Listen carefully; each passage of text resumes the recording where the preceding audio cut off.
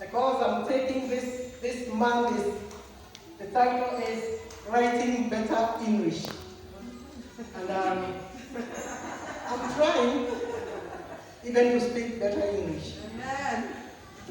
I think I'll remove my mask because I'm not shout so much.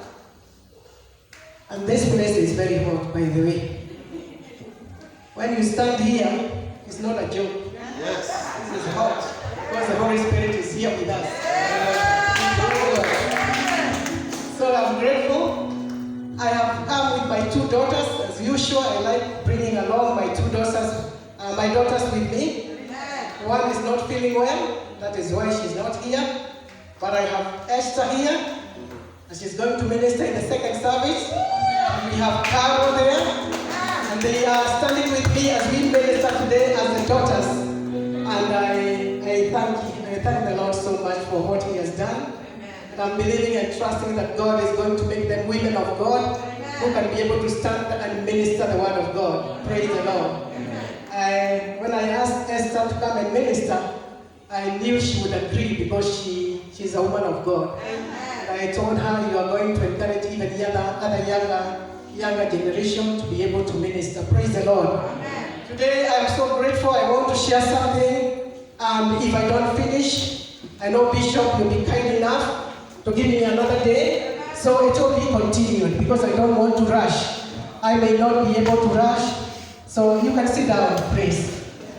I love the Lord Jesus Christ as my personal Savior. I have no doubt about that because it has been like that, and I thank God. When I was asked to share, I decided I'm going to share something that has been with me for quite some time. And I thought maybe this is the best time to share. And I felt that as we continue with the topic that we usually have about the kingdom living, I thought we would also continue sharing about how we should live as kingdom citizens. And then today my topic is about that kingdom citizens should purpose in their hearts to cleave or continue in their faith. That is the topic today. And I was feeling that we have learned so many things, but we should continue in the faith. We should continue loving God. And we should continue, exercising that faith and determination that we have been called. We have been called by God Himself. We have been called. We are Christians. And so we should desire to continue in the faith. And so when I looked up for the meaning of the word purpose, because when every time you want to say something, it is also good to look at the word, even if you have your own meaning of such a word. And I went to the dictionary and I looked what is the meaning of purpose. And I realized that purpose is aim or goal or motivation of something. There was also another thing that came out, that purpose is reason or desired results or the action and the production of a thing. The other thing that came to my mind is the why of a thing and the reason for which something exists. Praise the Lord. And I was feeling that for our purpose here, why should we have a purpose of heart to follow the Lord? Why should we have that purpose? Why should we purpose to follow the Lord? And that is what was coming in my mind, although I went to the dictionary, that why should we follow the Lord? Why should we continue in the faith that we have confessed? Why should we purpose?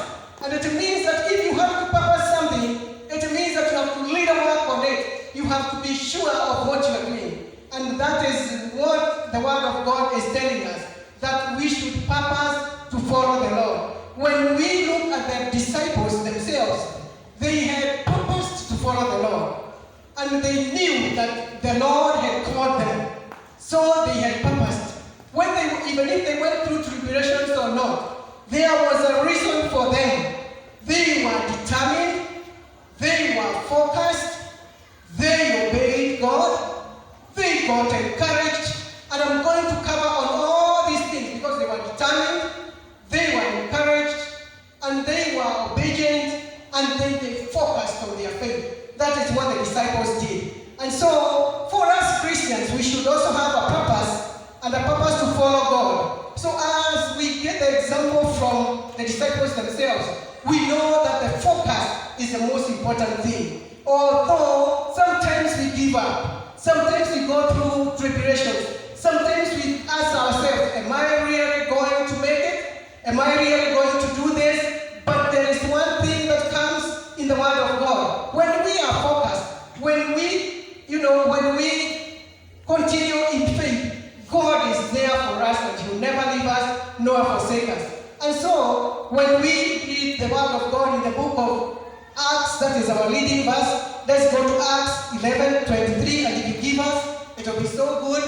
Acts 11:23. This is a time when the disciples had scattered. They had gone to many times because of persecution, and there are some that went up to Antioch, and they preached to the believers, they preached to people, and they believed. And when they believed, the disciples or the apostles, I'm just giving a background of what it was. The disciples or the apostles in Jerusalem, they heard that there were a group of people in Antioch, and they wanted to send someone to go and encourage them. Amen. To be in the faith, to be strong in the faith. And that comes to us every time, because we get people who try to encourage us, or they are sent. Right now, we have sent Simon, we have sent Kibet, and others, and even Patrick, who are at the choir to encourage the brethren. And so the person who was sent to go and encourage the brethren was someone called Barnabas. Let me call him Barnabas. And he went there to encourage the believers that had come to the Lord. And when you think about who Barnabas is, I feel like I have a Barnabas ministry myself. I feel like I want to encourage people. So Barnabas was sent by the apostles. Why was he sent? He was sent to go and encourage the new believers, or those who had come to the Lord. But who is this Barnabas? Barnabas was a good man who had even given, he had bought a land and sold it, and brought the proceeds of the land at the apostles' feet. So he was a good man. The other thing about Barnabas is, when everybody did not believe in Paul, Saul, let me call him Saul at this time, when he came to the Lord, it's only Barnabas who went to look for him and encourage him and tell him, brother, come, we are going to do a great work together. So it is Barnabas who encouraged him. So he brought him in to the apostles and introduced him, because they all feared him. But Barnabas did not fear Paul or Saul. He introduced him to the apostles and confirmed that God had truly called him. It is Barnabas who confirmed that God had called Paul. And so he had seen something with him. The other thing that he did, even if he is the one who introduced Saul to the apostles, there was a time they disagreed with Paul. They disagreed about John Mark. John Mark was someone then Paul would say was a kigeugeu, someone who would change his mind. But Barnabas himself took John Mark and wanted to encourage him, because he could see something in him. And so it is. God has called us to encourage even us, even those who come to us, to be able to follow after the Lord and continue with their faith. So Barnabas, when you think about Barnabas, who was sent to the new Christians, he is a good man, and he is the one who was able to encourage the brethren. And so chapter 11 of 23, it says, and when he arrived and saw the grace of God, he was glad and encouraged all of them to remain true to the Lord with a firm resolve of the heart. Amen. Amen. My version says, who when he came and had seen the grace of God was glad and exhorted them all, that with purpose of heart they would cleave unto the Lord. Another version says they would continue with the Lord. That is the work that Barnabas has gone to do. And then in verse 13, Acts 13 verse 43. Let's get that one also so that we can lay a foundation and a good one. And now when the congregation had broken up, many of the Jews and devout proselytes followed Paul and Barnabas, who speaking to them persuaded them to continue in the grace of God. Continuing in the grace of God. Now when the congregation was broken up, many of the Jews and the religious proselytes followed Paul and Barnabas, who speaking to them persuaded them to continue in the grace of God. So it means continuing is a very important thing. Following the Lord is important. Following in the grace of God. Following in the Lord. Cleaving to the Lord. It's very important for all of us if we have believed in the Lord Jesus Christ. First, chapter 14, verse 22, it says, strengthening the souls of the disciples, exhorting them to continue in the faith. So it means that each one of us, there is a purpose, there is something that we have to purpose, to continue in the faith. Because if we don't continue in the faith, we will lag behind and we will give up and go back. So kingdom citizens, those who are living as kingdom citizens, should purpose in their hearts to continue or cleave in the faith, continue in the Lord. And then I would ask myself, what does it take for us to continue in the Lord? Because it has to take something.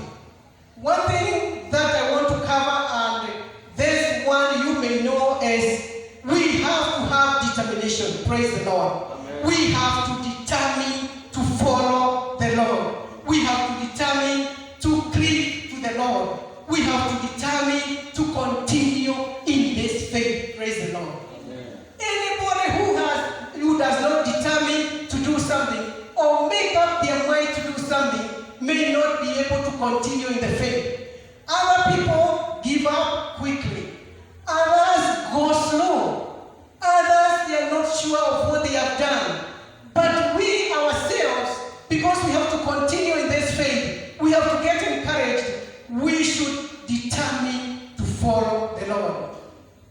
And it means that we have to leave all. It means that we have to separate things, leave those things that we used to do behind, and continue.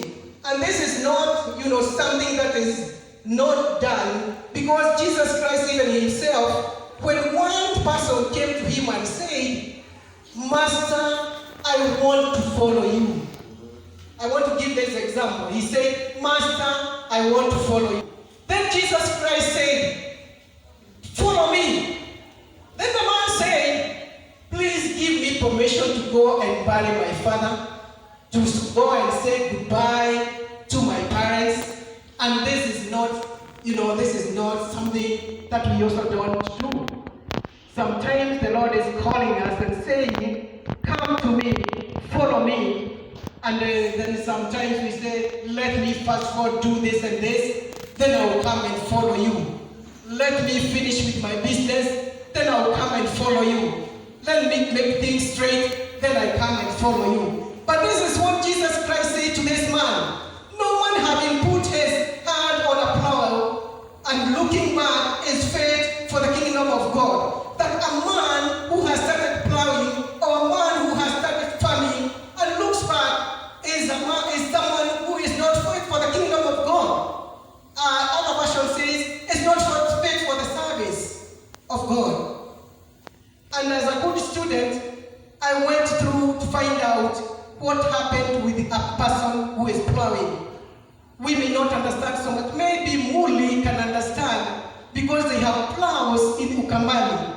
If you ask me to operate a plow, I may not do it because I don't know. I have not even been near. But if you ask Muli, because he is coming from that area where people use plows, they may be able to understand. If you ask people from Nakuru and the Rift Valley, they will talk about a tractor. That is what they know. If you ask someone from the Kikuyu land, they will talk about jembes, and they can, that is what they will say. But the word of God says, no one having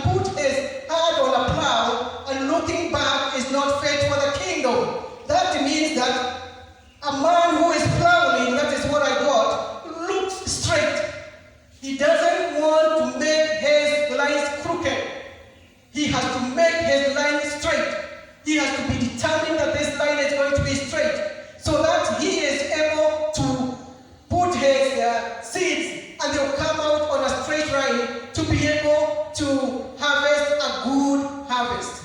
And this I realized was a proverb that Jesus Christ was using. It was a proverbial expression that Jesus Christ was saying, and it means that you should not be distracted. It means that in life we are distracted by so many things. So many things until we don't know about the faith we have been called to. We get distracted by our children. We got distracted by the work that we do. We got distracted by, our husbands and our wives. We get distracted by so many things. But God is telling us that we have to be determined. Anyone who has put his hand on a plow and looks back is not fit for the kingdom. Praise the Lord. Amen. And all of us, we are expected to yield fruits and a harvest of fruits. Let us work our salvation with fear and trembling. Let us be sure that we are following the Lord. Last Sunday, we are taught about following. And we felt like as ladies, that was a very hard thing for us. Because Bishop was saying we have to follow. We don't have to ask so many questions, but we have to follow our husbands. And I think the ladies learned something about that. Because sometimes it becomes very hard to follow. Sometimes you are told something and you feel, this is too hard for me. I don't want to follow this. But with the authority that God has given to our husbands, we feel that we have to follow even when we feel it is so hard. So today, we are talking about following and continuing in faith in the Lord Jesus Christ. We have to follow what God says. We have to follow Him whether we like it or not. If we have put our hand on the plow, that means that we have confessed the faith that we have. We will have to follow. And we have many examples. Someone like Elisha, he was called when Elijah was supposed to be going. And then what Elijah did was, when he realized that he has been called to the ministry of continuing with the work of Elijah, he went home and burnt everything. Burnt, slaughtered the oxen, burnt the plow, burnt everything, and cut the meat and gave to the friends, and they ate. What does that mean? He was so determined. He purposed in his heart. He felt he had to move on. He felt, now I have to put everything aside. I have to forget what I was doing, the business I was doing. I have to do something that I will never go back to. That is exactly what God wants us to do. That we have to purpose in our hearts. Those things we feel that they were so important, we leave them and follow the Lord. And there are many other examples I would give, but I may not give them today. And when King Saul wanted to build an altar of the Lord, he had to buy a field whereby he would build an altar. And when Araunah decided he is going to give out this land, but David said, I cannot. I have to pay a cost. I have to sacrifice. I have to buy this land. Determination. That is what we need to be able to carry on with the faith that we have. He had to buy the threshing floor from him. Praise the Lord. The next thing that we need to have is courage. We have to have courage in order to continue with the faith. And when we talk about courage, we can also talk of yielding ourselves to the Lord so that we may be able to carry on. And when we think about courage, I know sometimes you think about some people who were so courageous that they were not ready to give up their faith. And you know them. One of them is Daniel. And the word of God says in Daniel 1 chapter 8, but Daniel purposed in his heart not to defile himself with the food of the king. That means that he purposed his heart. It means purposing in your heart to follow the Lord is a very important thing. We believe in waiting upon God until God is able to come through. And that is what we are waiting. We are waiting upon, and we have waited many times. We always take our stand. Taking our stand saying, I have my faith and I'm not going to compromise my faith. So for a Christian, young, old, all of us, there is a time we have to take courage. And all the time, when the world is saying one thing, we should God says. That is what we have in this church. So that we are able to be courageous and things will not, God is going to see us through. Just as how he saw through the young men, even when they were put on fire, they did not burn. Praise the Lord. Amen. They did not burn. The word of God says that even the smoke, they could not smell the smoke. So these young, they did not bow to the king. Even when they were persuaded, they did not budge. They took their stand. And even when they were put on fire, they did not burn. And God delivered them from the fire. And every part of Israel, they knew that something had happened. Even where they were taken captive in Babylon, they knew there was a God of Daniel, Shadrach, Meshach, and Abednego. And so all of us, there should be a confession when we move around with other people that there is a God we believe in. There is a God that we can take stand. There is a God we can never compromise, but we will continue with our faith. But it means that we have to have a purpose in our heart.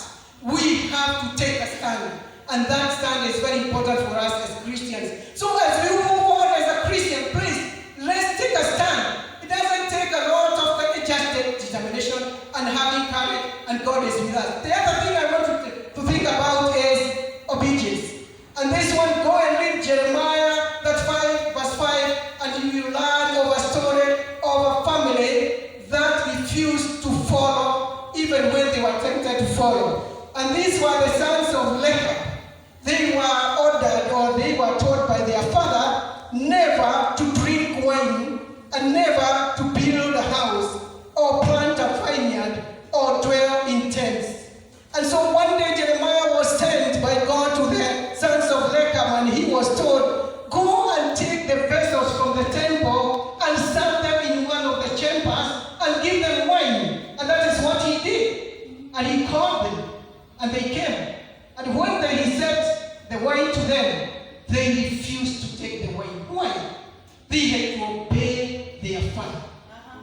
They had to obey their father. Imagine wine set in a temple. If wine would be brought here by a bishop, how many of us would be tempted to drink? Or how many of us would come and tell him, I cannot take wine because that is not right? So the sons of Leah, they decided they are not going. Go and read the story in Jeremiah that 5 from the whole chapter, and you learn something. And this happened that God was so pleased, and he told Jeremiah, if the sons of Leah would not disobey their father, you, the children of Israel, have disobeyed me. And then God gave a promise. Go and read it. He said, they will never miss someone to stand for the house of God. Praise the Lord. Even us, as old parents, or as young as you are, when we believe in God, when we do what is right, we will never miss someone to stand in the house of God. Praise the Lord. And that is a promise. It means that standing or taking our stand is very important. And we have to really stand in the gap, even for other people. We have to know that God has called us, and there is a faith to depend. We have to take our stand. The word of God says that the kingdom of God will be, taken by force. There should be a violence. It is a forceful thing. So it means that you have to leave everything. It means that anything that you desire that does not please the Lord, you have to leave it and purpose and determine and take courage and obey what the word of God says.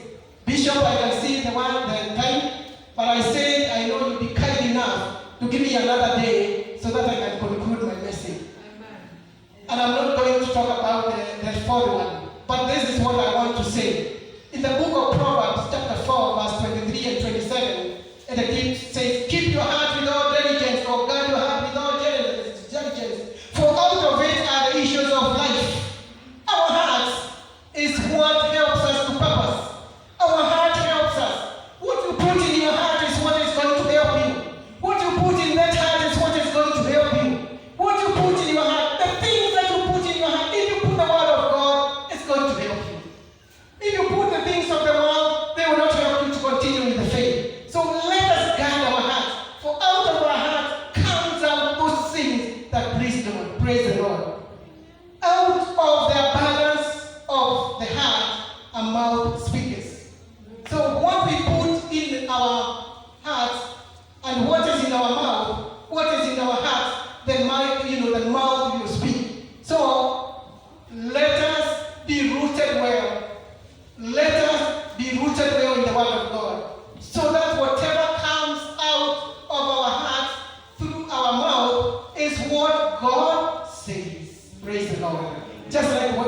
learning here. That we say what God is saying.